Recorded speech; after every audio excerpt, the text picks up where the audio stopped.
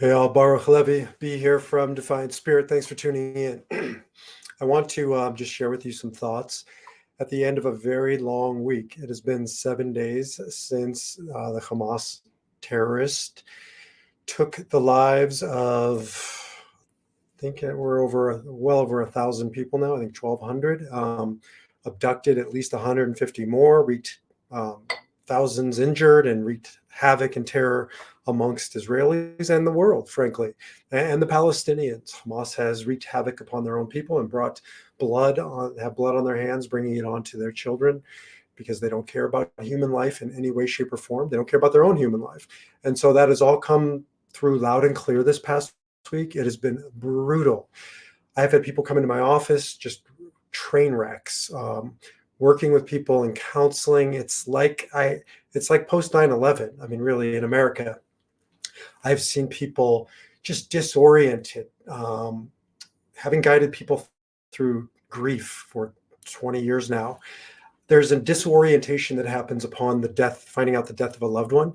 And that's what I've seen in this past week. It's been a collective disorientation for any decent human being. You can't look upon what we looked upon this past week and continue to see coming out of Israel and now the Gaza Strip again. Not the equivalent. Well, the equivalent in the sense that Hamas has murdered and now is responsible for murdering so many of its own people. And you just can't process it. You can't process it if you're decent. You can't look at these pictures and ever be the same again. They have etched themselves onto my psyche, my soul. And there's great consequence to that. And we're tired and we're disoriented. And in many ways, it's like the Jewish mourning process. When a loved one dies, we call it Shiva, the 7 days after the death of a loved one. We just unplug, we just collapse, we just sit. Shiva means 7. And so for the first 7 days, there is a disorientation. And then what happens is on the 7th day, to symbolize our commitment to going back out into the world, we take a walk around the block. And I see that that's happening too, a collective walk around the block. Now what? And I talk about it in my most recent video and podcast, which is the link below. You can listen to it in its entirety. That's very much where the world is, at least those who care about human life and want to move forward and transform, as my teacher and mentor Viktor Frankl says, tragedy into triumph. For those who want to do that, it's maybe not quite time, but it's feeling like it's time to move forward and say, now what?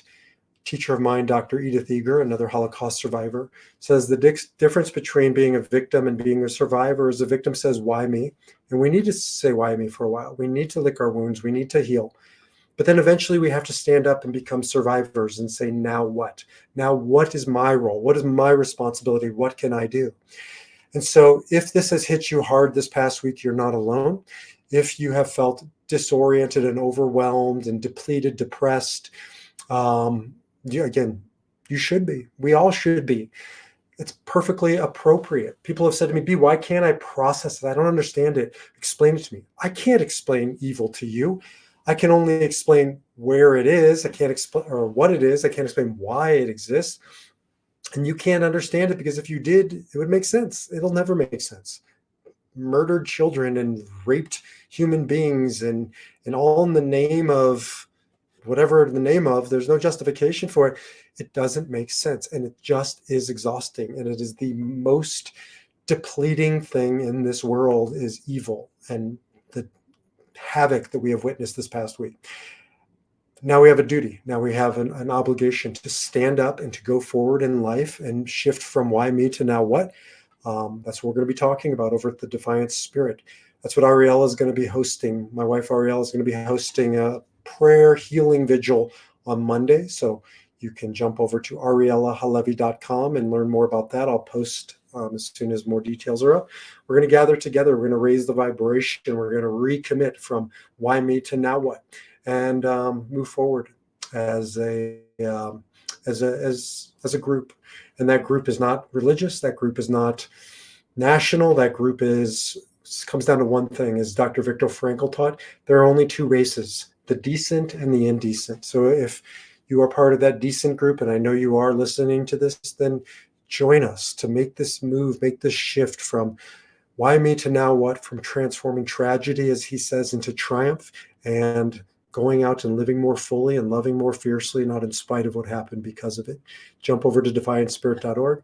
I hope you have a Shabbat Shalom, a peaceful day of rest, whether it's Saturday or Sunday. If you're not Christian or Jewish or don't observe it in that way, wherever you are, whoever you are, I really pray that we all know a weekend of peace. And with that, I'll say, God bless, live your defiant spirit, and see you over at thedefiantspirit.org.